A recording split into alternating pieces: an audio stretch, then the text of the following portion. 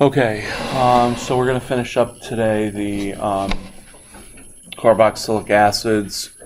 Bless you, talk a little bit about derivatives, and then move on to the carboxylic acid derivatives and start those reactions. So we'll talk about that today.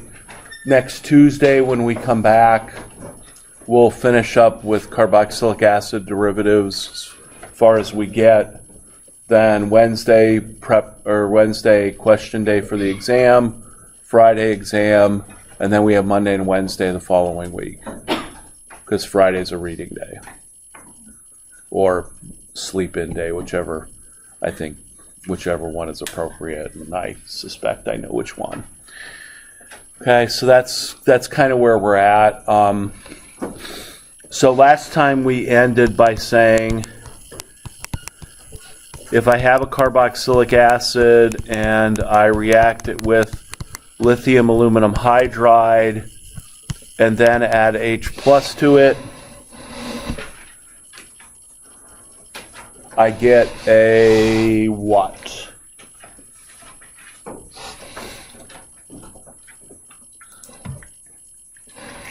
Carolyn? We get a primary alcohol, and we went through that mechanism. There's another way we can reduce carboxylic acids. Lithium aluminum hydride is not what we would call selective, meaning that the lithium aluminum hydride will also react with ketones to form a secondary alcohol, and it would react with aldehydes to form a primary alcohol. So either lithium aluminum hydride or sodium borohydride, it's not selective. It's going to react with any three of those carbonyl functional groups to make the alcohol. However, there is one reagent that is specific just for carboxylic acids, and it will not reduce aldehydes or ketones. And that is what's called borane, the BH3, and that is normally complexed with what's called THF. So let me write the structure out. We've seen borane before, right? Hydroboration oxidation from last semester, that was BH3. So when you have BH3, it just has 3 hydrogens attached to it. Then when you add THF to it, so what is THF? THF is tetrahydrofuran. I'd say, remember that from the aromatics, that is furan, but I don't know that I ever named it. So that's furan. And when you add 4 hydrogens to it, you make tetrahydrofuran, which is called THF. THF is used as an ether solvent. It's probably used more than diethyl ether is. But what will happen is that one of the lone pairs on the oxygen will actually bond to the boron because the boron would like to get an octet. And so BH3, it's missing an octet. And so this is what's called borane THF complex. It's a good reducing reagent, but it will only reduce a carboxylic acid. So that means, and there's some examples in the book where they say, okay, let's say you had this benzoic acid on one side and you had an aldehyde on the other, and you wanted to reduce the carboxylic acid down to a primary alcohol. If we used the BH3 THF reagent, it would only reduce the carboxylic acid, so you would end up with a primary alcohol, and the aldehyde would remain untouched. So borane borane THF is specific for carboxylic acids, and we're not going to get into the mechanism of why that is, but it is. Okay. So that's another way to reduce a carboxylic acid down to a primary alcohol. But it's not general, it's just specific for carboxylic acids. Okay, so that's another method of reduction. Sadly, we're just going to be talking about reactions. And I'm going to try and group them together as much as I can. You can probably try and group them together in your 3x5 cards or whatever system you're using. If you're not using a system, you may want to find one quickly. So that's the reduction with borane trietherate. And I don't think there's other reagents. I think there's a boron with 3 fluorines that does something a little bit different. I just remember that reagent from my PhD advisor was like in his 70s when I worked for him, so he was very well broken in. But he came in the lab wanting boron trifluoride with the THF on it, and we're like, you shouldn't be in the lab. So we didn't want him. We wanted him to be able to sign our dissertations. So we went and found the bottles and hid them from him. But then he told me the story of how he got his first job. And he's like, he had this distinctive voice. He's like, Mike, you know how he got my first job? No idea, but this is going to be good. Well, the guy who was using the boride trifluoride etherate before me kind of used it bad, and so he died, and I got his job. So then we're like, okay, find this stuff and get it away. He's not touching it.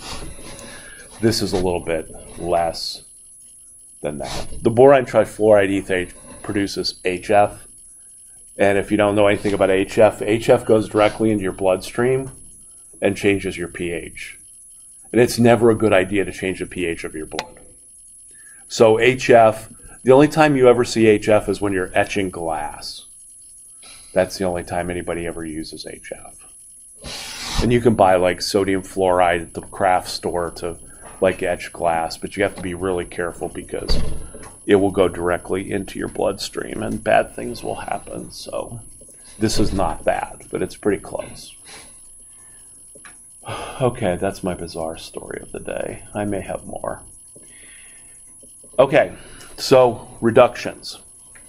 And we talked last time, I talked about how could we convert carboxylic acids to acid chlorides. How could I convert a carboxylic acid to esters? How could I convert carboxylic acids to what are called carboxylic acid anhydrides? So we talked about those different reagents or different steps that you could use to make these molecules, and these molecules on this side are what are called the derivatives. They're carboxylic acid derivatives. So the one derivative that is not, we haven't talked about making yet, is an amide. How do you convert a carboxylic acid into an amide? Right? And this is non-biologically, because if you remember your biology or genetics or whatever course you've talked about this, what is that?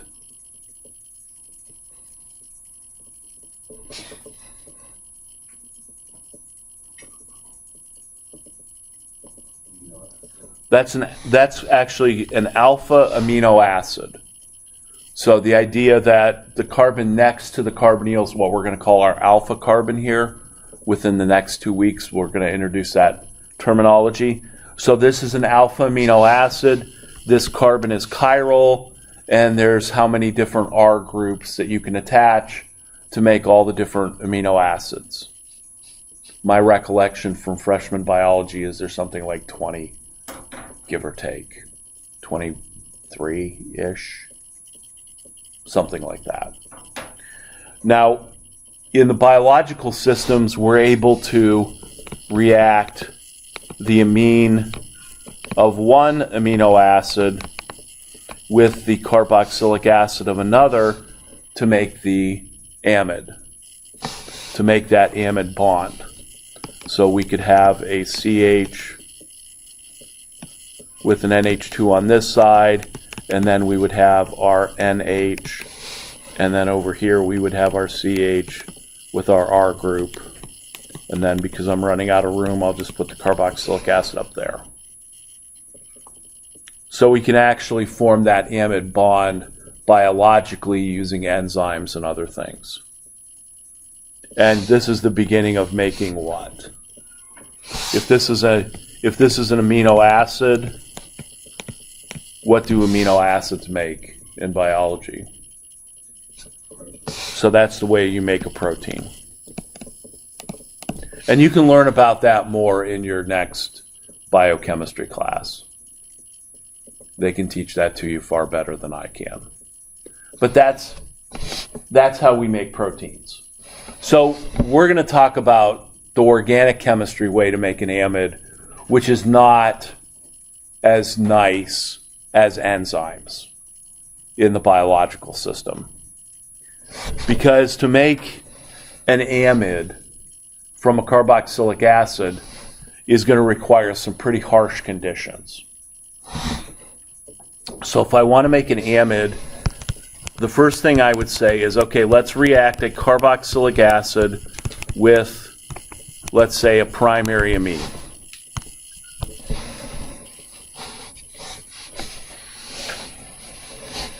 And you would call this a trick question because the answer isn't what you're going to tell me the answer is. So what's going to happen in this reaction? What should I do?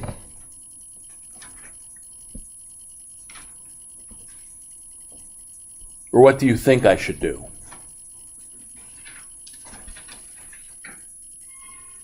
I should. The nitrogen attacks the carbonyl. That's what you would think would happen. That's not what's going to happen. The nitrogen is not going to attack the carbonyl because I'm reacting a carboxylic acid with an amine.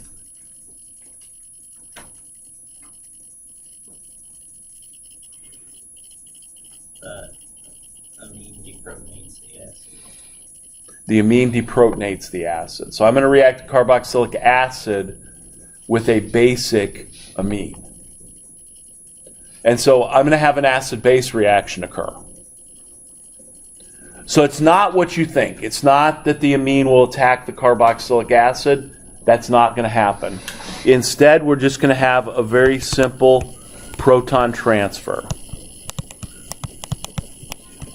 And so I'm going to have a carboxylate and an ammonium. So this is called an ammonium carboxylate.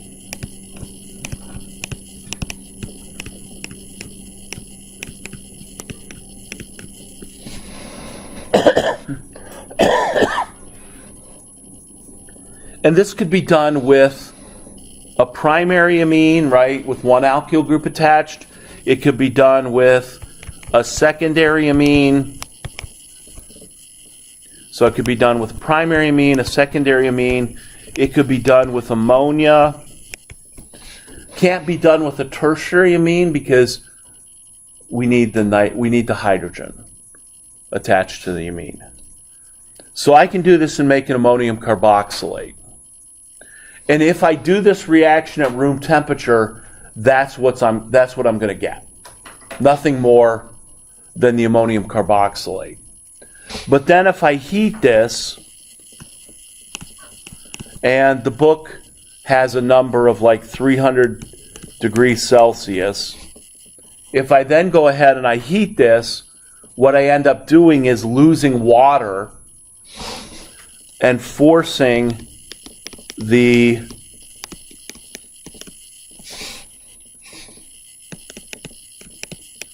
ammonium and the carboxylate to come together, losing water to form the amide. So you can make an amide from a carboxylic acid and an amine. You just have to heat it up really high in temperature and get it to go. And this will actually work. Long time ago when we had master students in our chemistry program, one of my students was, we could buy enriched ammonia that was enriched in nitrogen 15, which is the unnatural isotope of nitrogen. And so we found this reaction, and we all we needed to do was to heat it. But it was like a 1910 paper, so when we did it with a hot plate, it wasn't getting hot enough. So then we had to say, well, did hot plates exist in 1910? Probably not. What did they have? Oh, they had a Bunsen burner. So then we just put the stuff together and we just heated the crap out of it with a Bunsen burner. And it worked. Because you have to heat it up really high in temperature to get it to go. But the first step is not, it's just simply an acid-base reaction. The second step then will remove the water. And of course you got to heat it without burning it. That requires a little bit of touch. Okay. So if you see this reaction again, and if you start looking at the older exams in your free time in the upcoming days, you might see that I'll have the first reaction and then have a box for you to put the ammonium carboxylate, and then I'll say heat to give you the amide. So we can convert a carboxylic acid into an amide, but it requires these two steps. So it's not as easy as it is in a biological system where the enzymes just put these things together to make proteins. So that's how we can make an amide from the carboxylic acid. So we now can take a carboxylic acid and make all four of the derivatives, acid, chloride, ester, anhydride, and amide, out of those. Okay. Right, so that's how we can do it. Of course, there's easier ways. So let's say I want an easier way of doing this. Well, okay, how about I convert the carboxylic acid to a carboxylic acid chloride,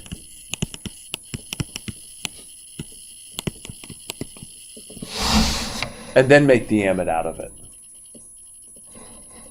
Is there an easier way to do that? Sure. What reagent would I use to convert the carboxylic acid to the carboxylic acid chloride? You've answered once. I do have the wheel.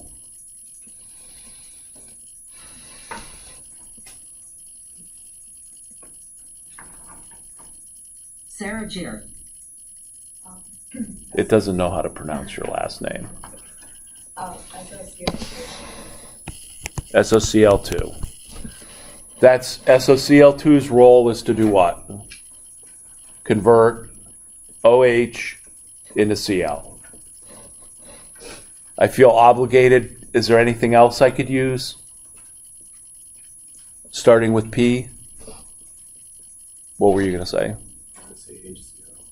Yeah, HCl. Okay, so HCl will not work.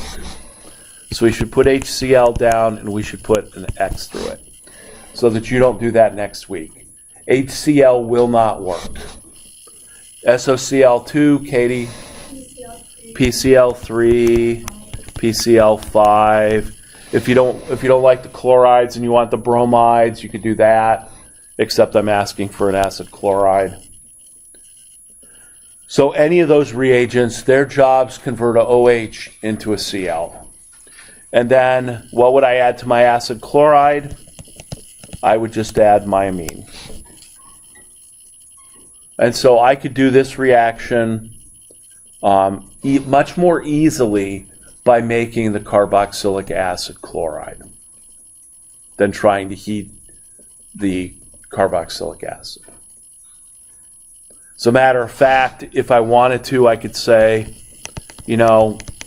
why don't I take the carboxylic acid and convert it to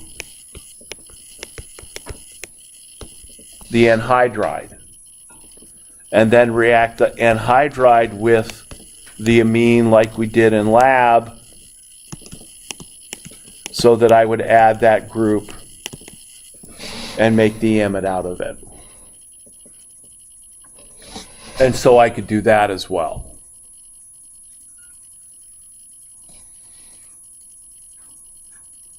And there's a couple of ways that I could do that. I think last time, didn't we do this by adding carboxylic acid and a carboxylic acid chloride?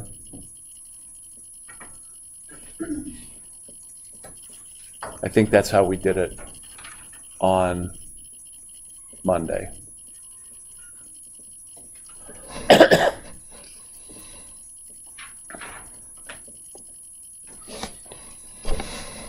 So there is a theme here.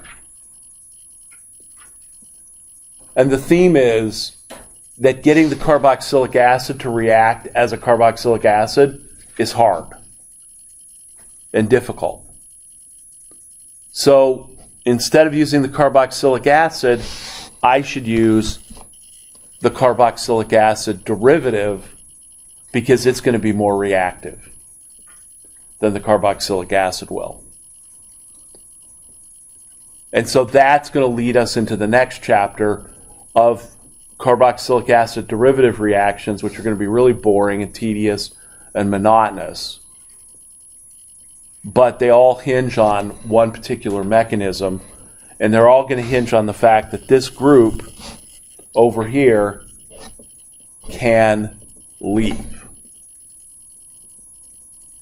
Whereas this group right here, not a great leaving group. But it can leave. It's just not a great leaving group. This is a better leaving group, and the chloride is a better leaving group than OH is. So the derivatives are going to be much more reactive than the carboxylic acid will be. Okay. All right, so we can make amides. We can make anything out of an acid chloride, as I'll show you in a few minutes. All right, so that's the carboxylic acid, converting it into a derivative. We have one more set of reactions to talk about, and that is with organometallic reagents.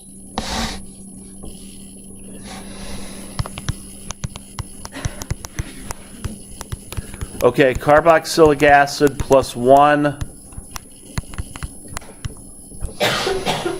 organolithium compound. Now, we're going to use organolithium compounds instead of Grignard reagents. So the R minus Li plus is going to basically be the same as the R minus MgBr plus. All right, what happens here?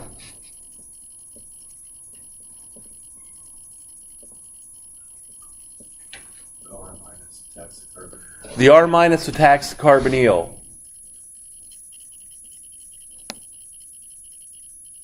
Agreed?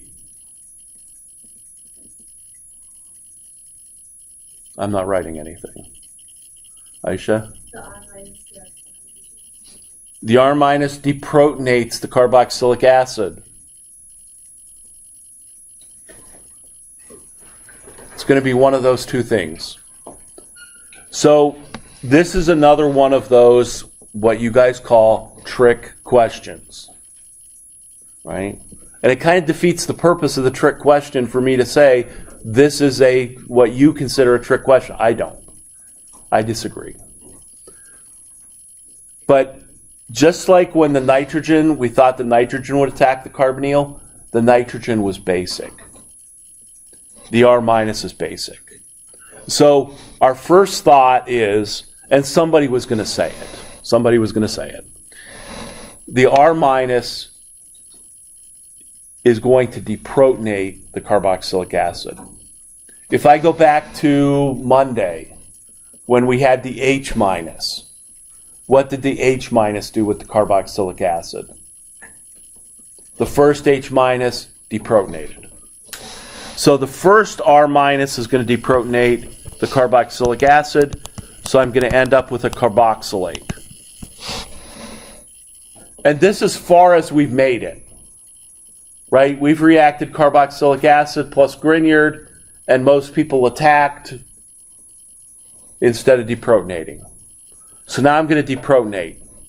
So now I'm going to add a second equivalent of Grignard. Now what's the R minus going to do?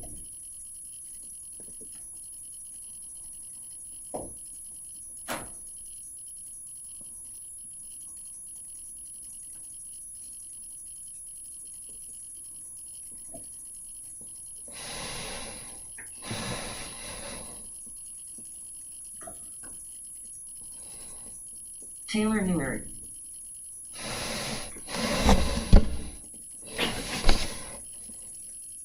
This will also tell me who's here and who's not here. Krista Reed. But I already know that. Now it's going to attack. So the R minus is going to come in and attack the carbonyl. Okay. So I'm going to need two equivalents of R minus for this reaction. The first one, throw away to deprotonate. A lot of people would actually maybe say, well, couldn't I use some base and just deprotonate this to begin with and then react it with a sort of first equivalent of Grignard? And I could do that. I just can't tolerate water. So if I can find a base that'll deprotonate the OH but won't introduce water into the system, I could do that. So the R minus is going to attack, and now I end up with this. O minus, and now I added my second R, which I'll go ahead and just put a prime on it, so it could be the same, could be different. Okay. Now, if you're drawn back to Monday, you'll say, oh, well, wait, what about the aluminum that comes in and rips off the oxygen? It's not there. So at this point, I'm done. And now I'm going to add H plus, H2O to the system, and I'm going to now protonate each of those O minuses. And what have I made? Hydrate. I made a hydrate. Are hydrates stable?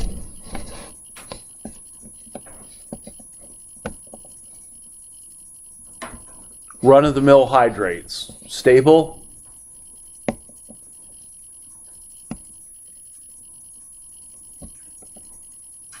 Take a guess. Somebody take a guess.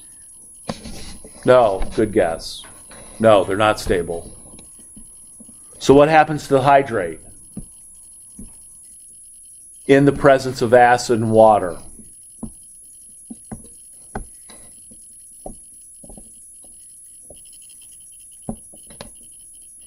Okay, we don't know.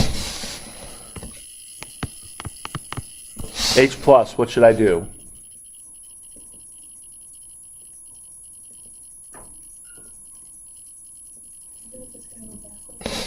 Yeah, it's going to go backwards to form what? Well, let's find out. Okay, H plus. What should I do with the H plus?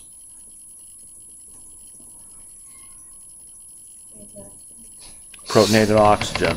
Which one? I don't care. Doesn't matter. Okay, I'm going to protonate that. I'm going to protonate that oxygen. So I'm going to go to my next slide.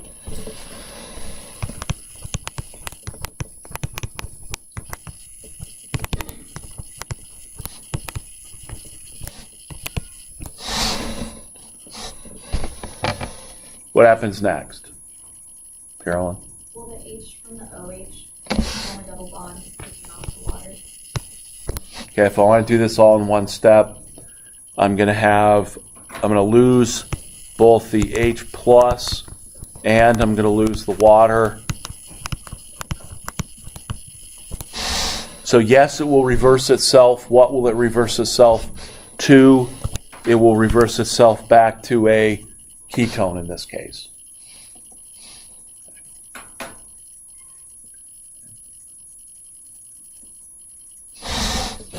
And this is just the beginning of some of these reactions where I'm going to make hydrates and acetals and things that are going to reverse themselves back to the beginning.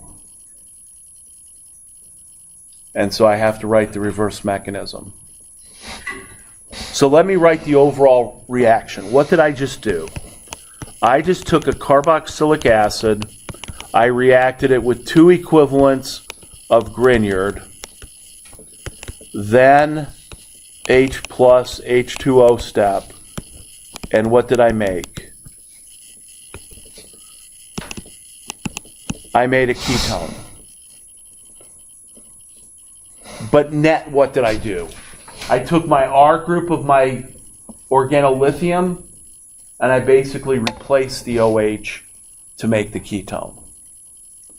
So I can convert a carboxylic acid into a ketone by using 2 equivalents of the Grignard, or sorry, not the Grignard, but the organolithium. And whatever the R group was on the organolithium, that's what I'm going to add to make the ketone. And I did it by making a hydrate.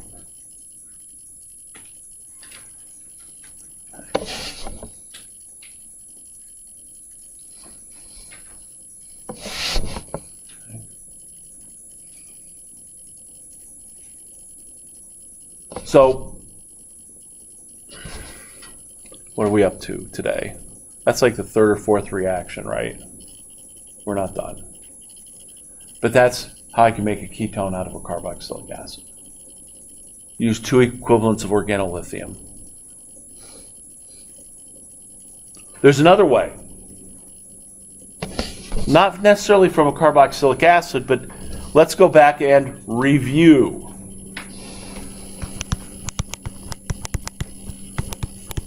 Acid chloride plus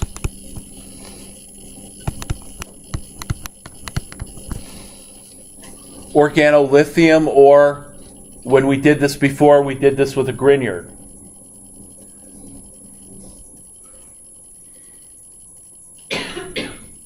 And I used 2 equivalents.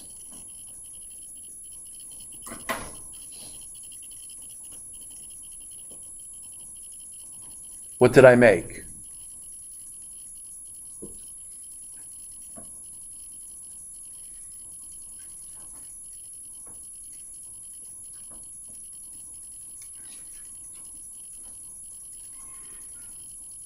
Okay, we're stuck.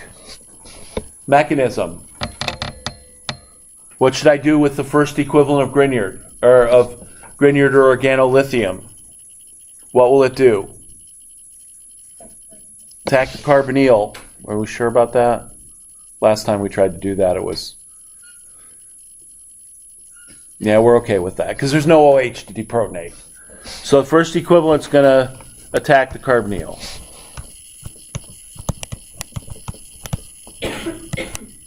Right? Remember, we're stuck. Okay, so I just added the R group to the carbonyl. Now what happens?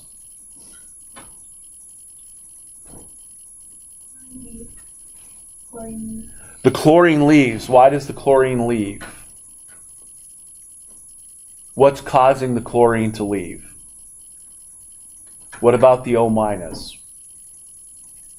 What does the O minus want to do? Kristen? It wants to reform the double bond, causing the chlorine to leave. Right? We said if that can happen, that will happen. Okay, great. So what did I just make? I just made a ketone. But what do I have left? I got one more equivalent of organolithium left. So what's it going to do? Attack the carbonyl.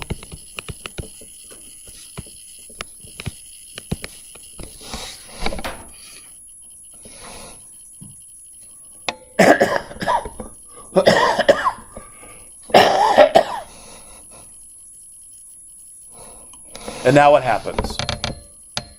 So the second equivalent of carbonyl attacks that ketone that I just made. What happens next?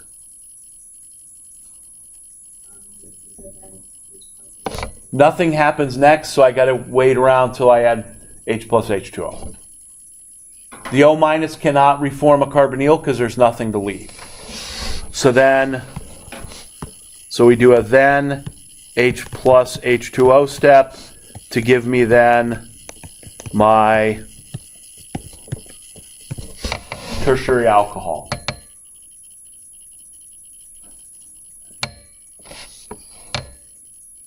So this is what happened when we react a tertiary or a acid chloride,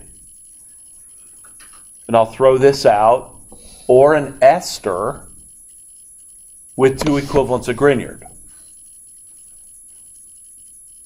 And that's what's going to happen if I try and react an acid chloride with two equivalents of organolithium reagent. And that's great. If I want to make a tertiary alcohol, that's the way to do it. Remember, it's a tertiary alcohol where two of the groups came from the organolithium or came from the Grignard. But I just saw that I could make a ketone. So is there a way to make a ketone from an acid chloride? Well, if there wasn't, then I'd say no and we just move on. That would be anticlimactic. So there's got to be a way to do that. And the way to do that is to invoke something I said last week, which I'll have to remind you of, unless you remind me of it. And that is that there is a difference between organolithium and lithium cuprates. While they both involve R minus, one is a harder reagent and one is a little bit milder reagent.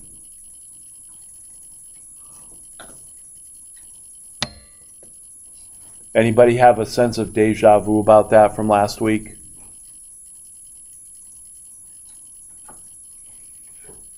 Yes, no? Yeah, that's what I thought. Because I could say,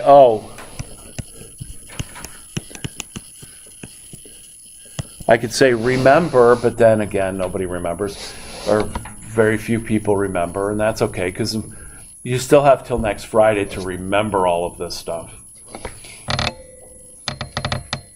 But if we added a Grignard to this alpha-beta unsaturated ketone, the Grignard or the organolithium would attack the carbonyl.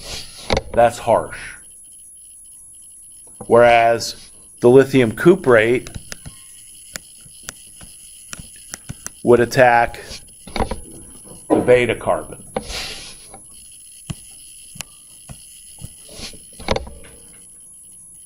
And that was milder.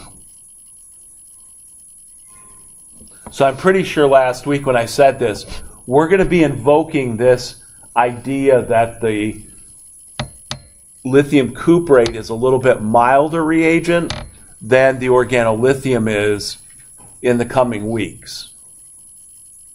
It's now a coming week. So this one is a little bit stronger, and this is a little bit milder.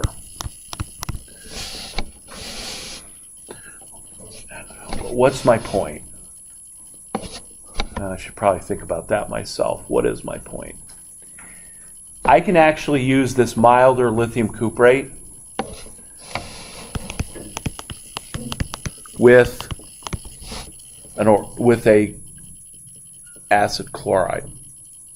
So I can take my acid chloride, and if I react that with my lithium cuprate, the lithium cuprate, being a milder reagent, will not add 2 Rs. Adding 2 Rs is harsh. That's what the organolithium does. But the lithium cuprate, being milder, will just add 1 R group. And we'll make the ketone.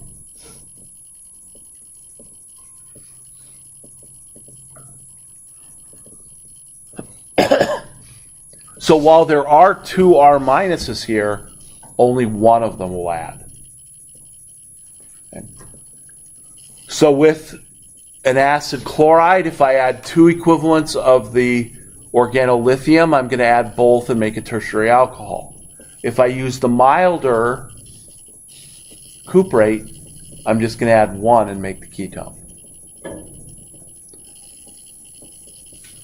And that the thing that's moderating the difference is the copper. Don't know why. Somebody told me I should go and study copper compounds one time. They're like, you should go do that. No. Copper compounds drive me up the wall. They're like anywhere from purple to green. Because copper can give up 1 electron, it can undergo free radical-like reactions, and those are a nightmare. So, didn't study copper, but it somehow changes the way that the lithium cuprate reacts, so that I only had 1. So now I can do that with an acid chloride. So you want to make a ketone? You could make the ketone from the carboxylic acid with 2 organolithiums. You could convert the acid chloride, or convert the carboxylic acid to a chloride, react cuprate with it, and make the ketone. So what you can begin to see is, just as a foreshadowing of next week, there's a lot of reactions that we can do. And we can have a lot of, take this and give me the reagent to get this, and then react that to make something else, which you'll see on the older exams. At this point, my creativity's shot for the year, but there's lots of examples in the older exams. Also, doesn't the lithium, the Li plus R minus, doesn't that go back to the ketone? Well, because this is what happens, I would, instead of adding 1 full equivalent, I would only add a half an equivalent of that, so that I use up all the R groups. So there's not one just floating around. So I can adjust once I know what happens. See, if one of the things with this is, you could say, well, why don't you just use 1 equivalent of organolithium with the chloride? Well, imagine what's going to happen. Again, I got billions of molecules in here. So the first one reacts to form the ketone. But then there might be some unreacted organolithium left over, so it might react with the ketone. And so I would actually get a mixture of some acid chloride left over, some ketone, and some tertiary alcohol. So in order to force it all the way to the tertiary alcohol, I just say let's use 2. But in this case, because the lithium cuprate will not react with the ketone, I could use excess here, and it won't react with the ketone. So the copper changes it from being really reactive to being milder, which is why the lithium cuprate reacts at the carbon in the alpha beta unsaturated as opposed to going right after the carbonyl. And a lot of this stuff is beyond what we want to get into the mechanism for. But my overall theme that I tried to introduce last week, and I will try and introduce this week, is of these two reagents, the organolithium is stronger than the cuprate is. And so in these cases, there is a difference between the two.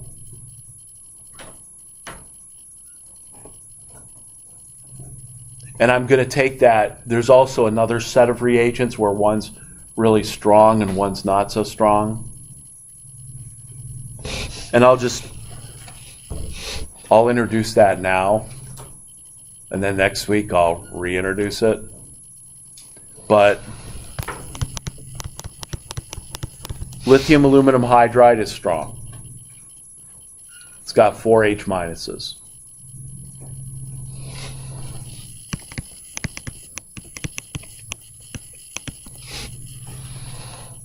If I was to react lithium aluminum hydride with the acid chloride,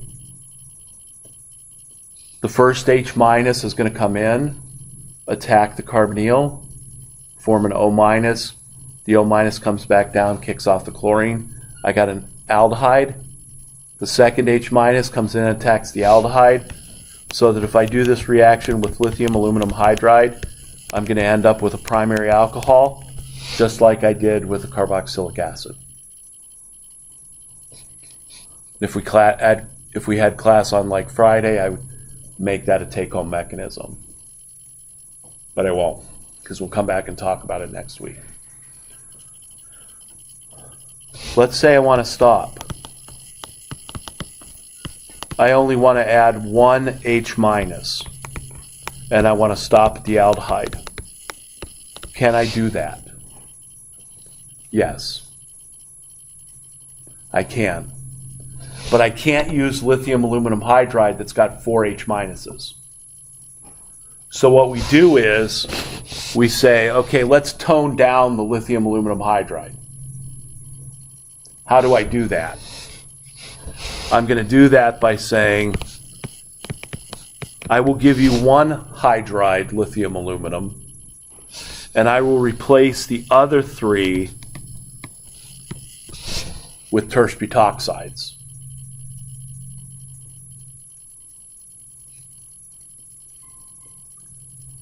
And so if I take my lithium aluminum hydride and I only give it 1 H minus, and I put 3 terse butoxides on it, I've now made that a much milder reagent, so that now it only has 1 H minus, so that H minus can come in and attack the carbonyl of the acid chloride. The pair of electrons can come back down, kick off the chlorine, but there's no more H minuses to react with the aldehyde, so I get the aldehyde as the product. So I can tone this reagent down, and that's called tri-terse butoxy lithium aluminum hydride.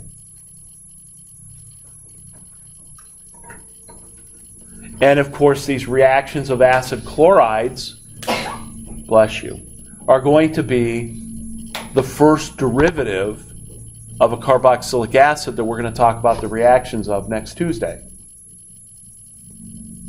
Because I'm done with carboxylic acids now. So now I'm going to take each derivative one by one, starting with the derivative that's got the best leaving group, which is chloride. Then I go to anhydride because the carboxylate's the next best leaving group. And then I go to esters, and then I go to amides, but amides, the nitrogen's a terrible leaving group. So as I go down the list, I get fewer and fewer reactions. Okay. And that's the importance of the derivatives. That I'm going to have to do all these different reactions. And what I'm going to do is I'm going to kind of show them to you and then say, okay, I'm stuck. I'm doing this on a test. I don't know what to write down. So what do? You start writing the mechanism, and then poof, you get the product. Okay. So that's leading into what we'll do next Tuesday.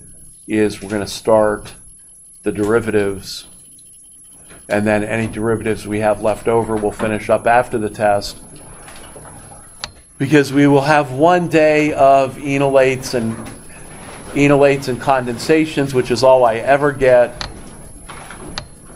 But let's deal with that after the exam, right? So if you have any questions as you're studying over break, shoot me an email. If you need some get away from family time to study, and shoot me an email, that's okay. I probably need that too.